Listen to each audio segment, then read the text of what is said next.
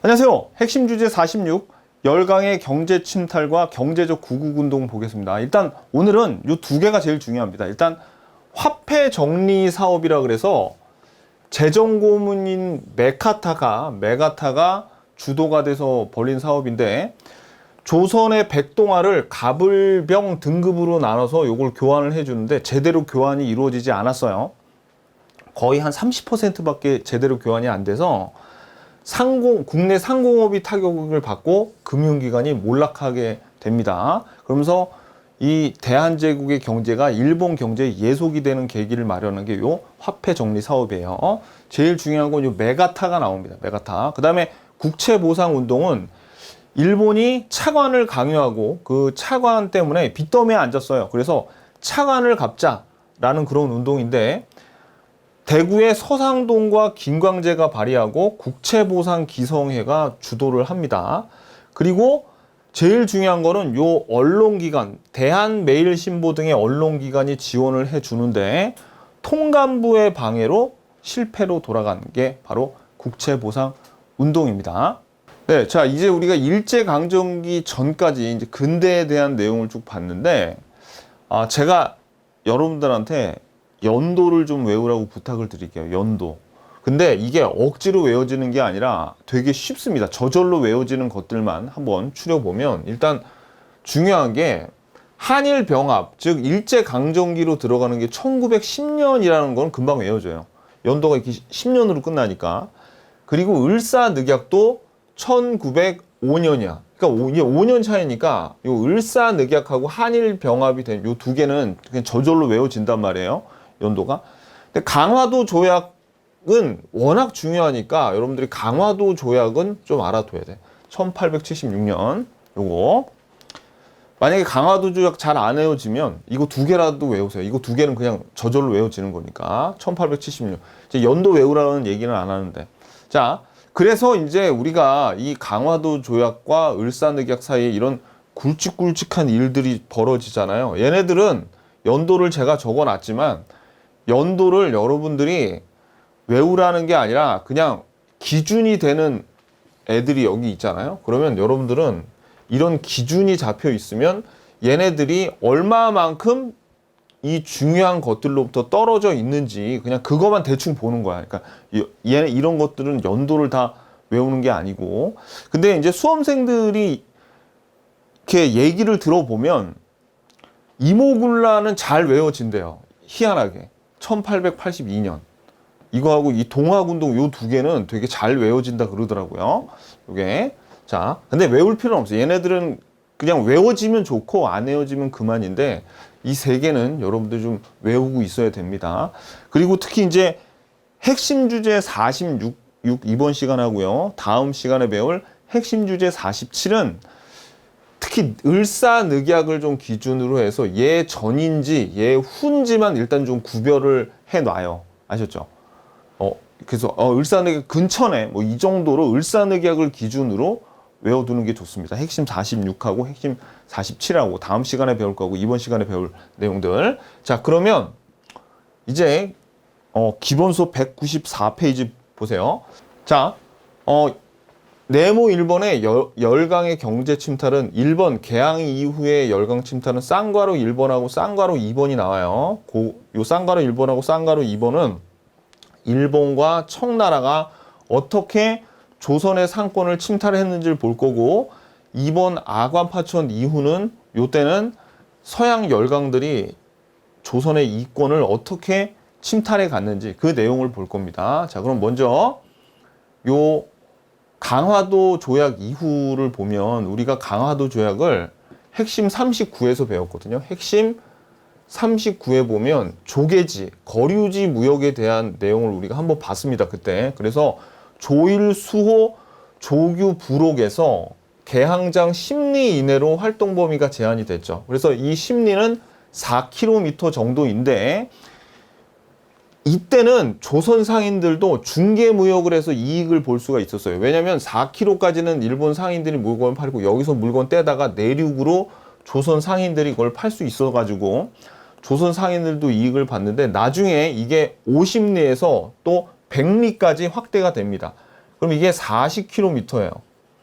서울 중심에서 인천 중심까지 거의 30km가 안 되는 걸로 알고 있습니다. 제가 알기로는. 그러니까 이미 한양까지 다 넘어온 거지. 그러니까 조선 상인들이 이제 중개 무역도 못하게 되고 상권을 다 잃게 되는 거예요. 그리고 일본과의 무역은 우리가 미면 교환이라고 할 수가 있는데, 이건 뭐냐면 조선의 쌀을 일본이 가져온 면제품으로 교환을 하는데, 일본 놈들이 처음에는 영국산 면직물을 중개 쌀로 바꾸다가 나중에는 지들이 직접 만든 면을 또 쌀로 바꿔갑니다. 이때 영국산 면직물이나 일본에서 만든 이 면제품들은 어때요? 기계로 만든 거예요. 산업혁명 이후에 기계로 만든 거라서 굉장히 상품이 좋죠. 정교한 반면에 이때 이 조선은 아직 그 간의 수공업 형태에서 벗어나지 못해가지고 이때 국내 면직물업은 이래서 타격을 입습니다. 거의 괴멸되다시피 해요. 자, 그리고 또 쌀을 교환하다 보니까 조선의 쌀이 빠져나가죠. 그러니까 어떻게 조선의 쌀값은 폭등을 하게 되는 겁니다. 이래가지고 뭐 이때 뒤에 보면은 반공령 뭐 그런 게 반포가 되고요. 그 다음에 일본 놈들은 참 얄밉게도 지금 일본도 한참 산업화가 진행 중입니다. 산업화가 진행 중인데 절대적으로 필요한 게 임금을 낮춰야 돼. 임금. 그러니까 싼 노동력으로 산업화에 투입을 해야지 어떻게 해요. 얘네들도 산업화가 성공을 할 수 있는데 임금을 올리는 계기가, 자, 물가가 오르면 임금도 오르게 되죠. 근데 물가를 올리는 가장 큰 계기는 뭐예요? 쌀이었어요.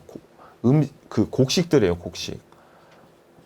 곡물의 가격이 오르면 물가도 오르고 임금도 오르게 됩니다. 그러면 일본의 산업화가 굉장히 힘들었을 텐데 이놈들이 얍삽하게 조선의 쌀을 가져다가 일본으로 다 가져다 대니까 곡물 가격이 안정되고 물가도 안정되고 임금도 안정되죠. 그래서 물가 및 일본은 곡물 가격을 안정시켜서 물가 임금 상승을 억제할 수 있어요. 그러니까 조선의 피를 쪽쪽 빨아다가 자기들 산업화를 이룩한 거죠. 정말 얄미워 죽겠죠. 그죠? 자, 유효 내용. 자, 그 다음에 이모군란은, 요거는 우리가 이모군란을 배운 게 핵심 41에서 배웠던 내용이에요. 핵심 41에서 이모군란 이후에 청나라와 불평등 조약을 맺는데 조청 상민 수륙 무역장정이라고 기억나시죠? 이때 청나라 상인들이 내지 통상권, 그러니까 내륙까지 들어와서 다 뭘 할 수 있어요? 장사를 할 수 있게 만들었어요. 그래가지고 어떻게 해요? 이제 최혜국 대우를 받잖아요. 최혜국 대우를 받는 이제 다른 나라 상인들까지 다 내륙을 들어온 거예요. 그러면 이모군란 이후에 어떤 그 사료에 나오면 청나라 상인들이 막 돌아다녀. 조선을 돌아다니면서 막 장사하고 있다. 아, 그러면은 이모군란 이후로 보시면 됩니다. 왜? 그때 조청상민 수륙 무역 장정으로 내지 통상권이 허용이 됐어요. 그리고 최혜국 대우를 받는 다른 나라들도 다 이제 들어오기 때문에 국내 상권들을 다 뺏길 거예요. 그래서 국내 상인들이 다 몰락을 하게 되는 거죠.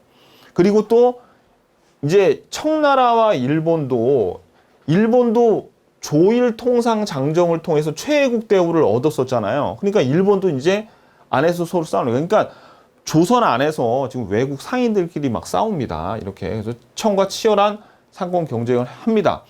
근데 이제 청일 전쟁에서 일본이 승리하면서 일본이 이제 조선 시장을 독점을 하게 돼요. 별로 안 중요해요. 그냥 한번 들으면 돼요. 그냥 여러분들은 이게 왜 이 내용을 배우냐면 이렇게 지금 조선 상인들의 상권이 지금 침탈을 당하고 있죠. 이래서 우리가 뒤에 배우겠지만 상권 수호 운동이라는 걸 합니다. 그래서 그것 때문에 그 배경이 되는 내용을 지금 본 거예요. 자, 그 다음에 아관 파천 이후에는 이제 조선의 왕이 도망을 갔죠. 러시아 공사관으로 도망갔어. 그러니까 러시아가 들어달라고 하면 남들 다 들어줘야 돼. 그래가지고 사실 이 뺏긴 내용이 무지하게 많거든요. 근데 이것도 사실 많아. 여기서 우리가 사실 미국이 뭐 금강 채굴권을 가져갔다, 러시아가 뭐 광산 채굴권, 산림 벌채 이런 거를 가져갔다는 거를 제가 기본서에 실어 놓긴 했지만 이거보다 훨씬 더 많아요. 근데 이걸 우리가 외울 수는 없잖아요. 그러니까 그냥 어느 정도만 알면 되냐면, 자, 이거 외울 수 없어. 우리 외우지 말자. 이런 거를 시험에 내면 시험 내는 놈들이 나쁜 놈들이지. 그죠? 이런 것도 못해요. 다만 이거는 알자고. 이거 철도에 관한 얘기만 하나 보자고요. 원래 경인선은 미국이 부설권을 얻고 있었고, 경의선, 이게 경인선이 그 한양하고 인천이고요. 경의선은 한양하고 신의주예요. 경인선과 경의선 철도를 각각 미국과 프랑스가 갖고 있다가 나중에 일본한테 둘 다 넘겨줍니다. 경부선은 일본이 가지고 있어요.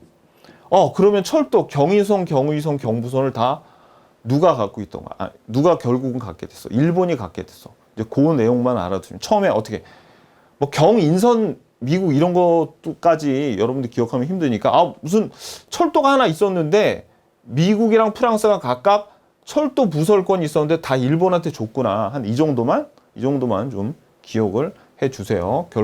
요거. 그래서 경인선, 경의선, 경부선 결국 다 일본에게 넘어갔다. 요 정도만 아시면 됩니다. 요거 194페이지에서는 출제 빈도가 별로 높지 않아요. 자, 그 다음에 이제 195페이지 일본의 경제 침탈에서 이번 시간에 배우는 내용 중에서 국채 보상 운동하고 요 화폐 정리 사업이 제일 중요합니다. 자, 일본의 경제 침탈이죠. 자, 볼게요. 화폐 정리 사업, 이거 중요해. 여기에 중요한 거는 이 주역이 누구냐? 재정고문 메카타 별표. 화폐 정리 사업이란 이름 나오면 메가타가 나와야 돼. 메가타 어디서 나왔어요? 고문 정치를 실시한 게 러일 전쟁 발발하고 나서 한일 협정서 제1차 한일 협약으로 재정고문 메가타, 외교고문 스티븐스 있었잖아요. 스티븐스는 총 맞아 죽었죠. 이제 메가타 이놈은 끝까지 살아남아가지고 화폐 정리 사업을 합니다. 이 목적은 대한제국의 경제를 일본에 예속시키려는 거예요. 근데 얘네들이 하는 짓이 너무 진짜 좀 너무 사람을 열받게 하는 그런 짓을 해요. 내용 봐봐요. 내용 보면 여러분들도 아마 진짜 진짜 뭐 이런 놈들이 다 있어. 그런 생각 들 거예요. 진짜. 자, 봐봐요. 얘네들이 이제 조선에서 화폐로 쓰이고 있는 백동화 등 이런 조선 화폐를 크게 세 등급으로 나눠요. 갑, 을, 병, 갑종, 을종, 병종 이렇게 세 개로 나눠가지고 이거를 뭘로 바꿔주냐면 앞으로 자, 일본이 지정한 제1은행권으로 바꿔주는데 그러니까 돈 상태가 깨끗하면 뭐 100% 다 바꿔주는데 이 을은 이거보다 좀 왜 우리 지폐로 치자면 지폐도 조금 이렇게 뭐 약간 찢어진 거 있고 찢어져 가지고 뭐 이렇게 테이프로 붙인다던가 뭐 그런 거 있잖아요. 그런 식으로 화폐의 상태가 좋으면 다 바꿔주고 을 같은 경우에는 만약에 이게 100원짜리 갖고 가면 한 뭐 70원으로 바꿔주고 이게 말이 되냐고. 그죠? 아무튼 그랬고 그 다음에 병은 아예 교환도 안 해줬어. 병원 갖고 가면 병종, 그러니까 제일 상태가 좀 안 좋으면 교환을 해주지 않았어요. 병종은. 그러니까 이 일본 놈들이 일부러 조선인 소유의 화폐 등급을 대부분 낮게, 그러니까 병종으로 평가하던가 아니면 상태가 좋은 것도 을종으로 빼가지고 100% 다 교환을 안 해주고 거의 한 100원 있으면 30원까지밖에 그러니까 한 30%밖에 평가가 안 됐어요. 엄청난 일이죠. 왜냐하면 이렇게 되면 한 나라의 GDP가 갑자기 30%로 준 거야. 그러니까 예를 들어서 한 나라의 뭐 GDP가 1000억이야. 근데 갑자기 이게 300억이 된 거예요. 이렇게 실질 소득, 구매력 이런 게 다 어떻게 해요? 30%로 다 줄어버린 거죠. 그래서 어떻게 되냐면 국내 상공업자들의 자산이 크게 줄어서 당연히 이런 상공업자들이 타격이 입었죠. 그러니까 이런 중공업 우리 2차 산업에도 큰 타격을 가했고요. 또 하나는 금융기관, 은행들이 파산하거나 몰락해서 일본 제일은행에 예속됩니다. 그래서 일본의 경제적인 영향력이 크게 강화돼요. 그러니까 생각해봐. 옛날에 1000억짜리를 굴리던 나라를 자기 손으로 주무르는 거하고, 그러니까 1000억 규모의 나라를 손으로 주무르는 거하고 300억짜리 나라를 주무르는 거하고 어떤 게 더 쉽겠어요? 이게 훨씬 쉽지. 규모가 작을수록. 오케이. 시험 문제는 어떤 식으로 출제되냐? 여기에 대한 내용은 요 내용 있죠? 요 내용 같은 거를 사료로 줍니다. 요 내용이나 결과들을 사료로 주고 대부분 시험은 뭐가 나오냐면 이 메가타가 나와요. 메가타. 그러니까 얘 이름을 알아야 돼. 메가타. 재정고문 메가타. 화폐 정리 사업 이름 똑바로 알아두시고. 요거. 한일 협정 제1차 한일 협약 때 고문 정치로 들어왔다는 것까지 알아야 돼. 요거. 오케이. 오늘 배우는 내용 중에서 이게 제일 중요합니다. 화폐 정리 사업. 자, 그 다음에 이제 토지 약탈. 토지 약탈은 자, 밑줄 그으세요. 얘 또 알아야 돼. 동양 척식 주식회사를 참 여러분들 지금 제가 연도가 지금 나오죠. 얘 봐봐. 얘는 1905년이니까 을사늑약 즈음에서 한 거야. 요거. 그러니까 제가 아까 을사늑약을 좀 기준으로 생각하라 그랬죠. 을사늑약 즈음에서 했구나. 그 정도. 이거는 을사늑약하고 한일병합 사이에 했구나. 1908년이니까 연도를 외우라는 게 아니에요. 그냥 여러분들이 이걸 보고 느끼라는 거야. 느끼라는 거야. 요게 을사늑약을 기준으로 그 이후에 했구나. 뭐 그 정도 아시면 됩니다. 그래서 동양 척식 주식회사. 요거는 조선인들의 토지를 아주 야비한 방법으로 싸게 사던가 아니면 뺏거나 하는 거예요. 이 회사가. 그래 놓고 이제 일본인들 중에서 조선으로 와서 살려는 그런 사람들 있죠. 그런 일본인들한테 싸게 주는 거예요. 조선인들한테 토지를 뺏어서 얘네들 해서 일본인 지주들이 이제 생기게 됩니다. 그래서 각종 특혜와 지원들을 받아서 이주를 하고, 그 다음에 여러분들 기억나시겠지만 러일 전쟁 중에서 요 한일 협정서 전에 제가 별로 안 중요하다 그래서 한일 의정서라고 있었죠. 한일 의정서의 내용이 어떤 거야? 이 러일 전쟁 할 때 군사 시설이나 토지를 마음대로 사용할 수 있다 그랬잖아요. 그 핑계를 대고 강제로 군용지나 철도 부지를 확보하기 위해서 국유지나 황실 소유의 땅을 뺏었어요. 요거 그냥 참고로 이건 알아두시고. 동양 척식 주식회사 알아야 돼. 언제 이게 나왔어요? 그래. 을사늑약하고 한일병합 사이쯤에 나왔네. 요 정도. 자, 그래서 얘네들이 토지를 뺏어가지고 조선 그 농민들이나 조선인으로부터 토지를 싸게 또는 강제로 뺏은 다음에 이걸 일본인들에게 각종 혜택을 주면서 나눠줬어. 그러면서 이제 일본인 지주들이 나오기 시작합니다. 자, 그 다음에 재정 장악과 이권 침탈. 그래서 이제 보세요. 요 일본이 차관을 강요했다는 얘기가 차관이 돈 빌려주는 거예요. 일본이 조선은 그럴 필요 없다는데 야, 니네 지금 개화해야 되잖아. 지금 개혁해야 되지. 근대화해야 되지. 그러니까 돈 빌려줄게. 막 빌려주는 거야. 그래가지고 어떻게 돼요? 그 한국의 지들이 사실은 요거를 또 빌려준다고 해서 학문 내정 간섭을 하잖아요. 식민지화에 다 이용을 해놓고 또 대한제국의 재정, 조선의 재정이 일본에 예속이 되게 된 거죠. 돈 빌리면 안 돼. 그러니까 어떻게 되는 거예요? 이런 차관을 강요해서 나라가 빚더미에 앉으니까 어떻게 국채 보상 운동을 하게 됩니다. 이따 뒤에 나와요. 자, 그리고 아까 말씀드렸지만 경의선, 경인선, 경부선, 철도 부설권을 이제 독점하게 됐죠. 미국이랑 프랑스로부터 아까 요 경인선, 경의선을 요걸 다시 얘네들이 받아들였죠. 일본 애들이 사들였죠. 요거. 자, 그래서 요 내용까지. 그래서 지금 일본의 경제 침탈은 화폐 정리 사업의 메가타, 재정고문 메가타 기억하시고, 동양 척식 주식회사 요 토지 약탈 요 두 개가 중요합니다. 요거는 참고로 보시고. 자, 그 다음에 이제 경제적 구국 운동은 중요도 순이 아니라 순서대로 제가 여기 적어놨습니다. 자, 1번 방공령 시행. 방공령은 곡식, 곡물이 빠져나가는 거를 막을 수 있는 영이라는 거죠.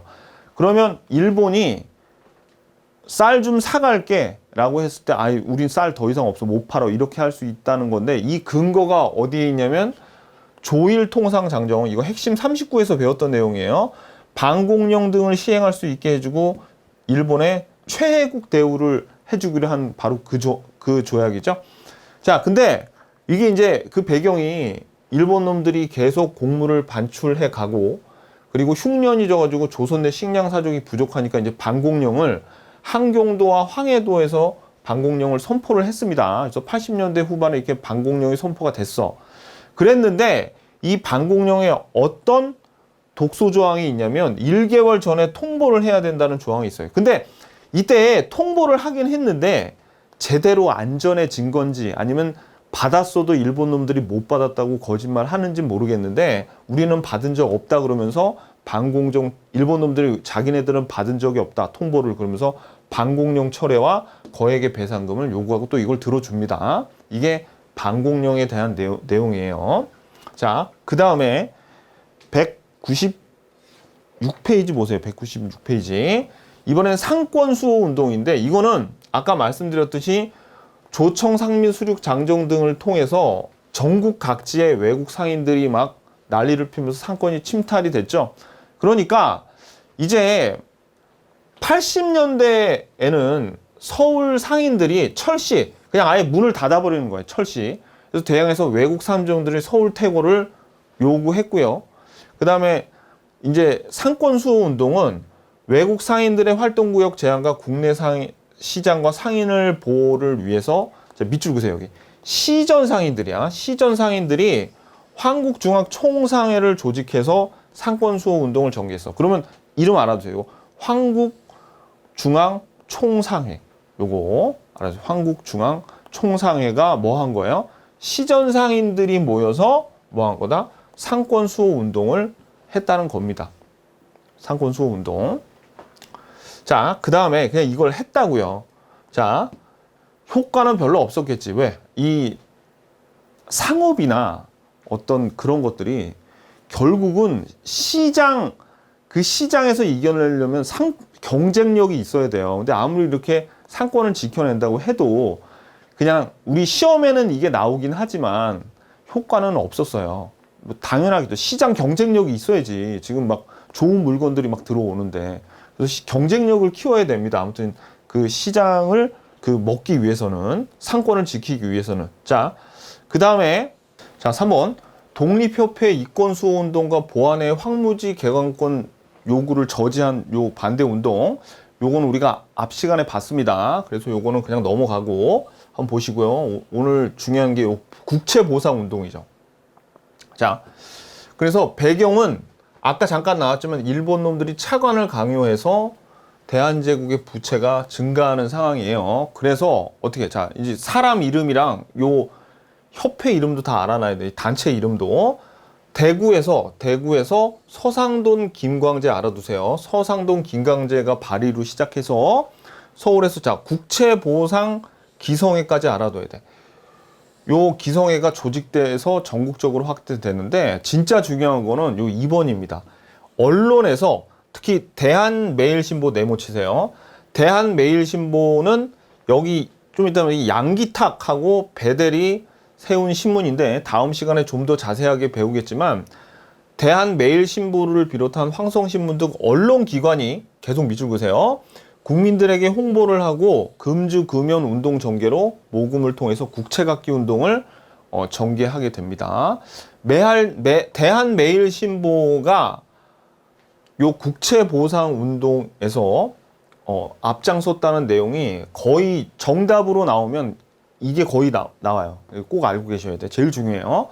그 다음에 결과는 통감부는 국채보상 운동을 주도한 양기탁에게 횡령행위를 씌워요.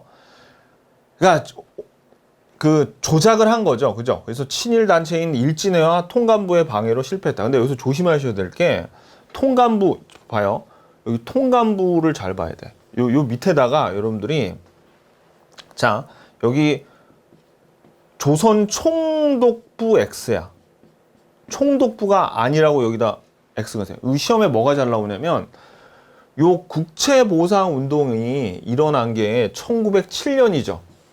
그리고 한일 병합이 1910년에 됐잖아요. 그러면 이 이후에 조선 총독부가 들어서 이 이전에는 통감부잖아. 그래가지고 여러분들 답지에 뭐라고 나오냐면 총독부가 국채보상운동을 반대했다 그러면 틀리는 겁니다. 왜? 총독부는 이때 있지도 않았어. 방해한 주체가 누구예요? 통감부라고, 통감부. 요거를 좀 주의하셔야 됩니다. 이따가 우리 기출문제 풀면서 볼 거예요. 자, 그러면 포인트 보자고요. 자, 화폐 정리 사업과 국채 보상 운동 이 두 개가 제일 중요한데 한일협정서 제1차 한일협약으로 들어왔던 고문으로 들어왔던 스티븐스하고 재정고문 메가타이죠. 이 메가타가 주도한 화폐 정리 사업, 대한제국의 백동화 그거를 갑을병종으로 등급으로 나눠서 교환을 제대로 해주지 않았죠. 그래서 상공업이 타격을 받고 금융기관이 파산 몰락하게 됩니다. 그 다음에 국채보상운동은 억지로 강요된 차관을 갚는 운동인데 대구의 서상돈 김광재가 발의하고 국채보상기성회가 주도를 해 나가게 되죠. 그리고 제일 중요한 게 대한매일신보 등의 언론의 지원을 받았어. 그런데 여러분들이 요거 함정 조심하셔야 돼요. 통감부의 방해로 실패를 하게 되는 거지 총독부의 방해로 실패했다 그러면 틀립니다. 왜? 총독부는 지금 아직 한일 병합이 되기 전이에요. 국채보상운동은. 총독부는 한일 병합이 된 다음에 1910년 이후에 나오는 게 총독부고 아직 총독부는 없고 통감부가 나왔습니다. 그러니까 여러분들이 문제를 조심해서 푸셔야 됩니다. 자, 기출문제 풀러 가자고요.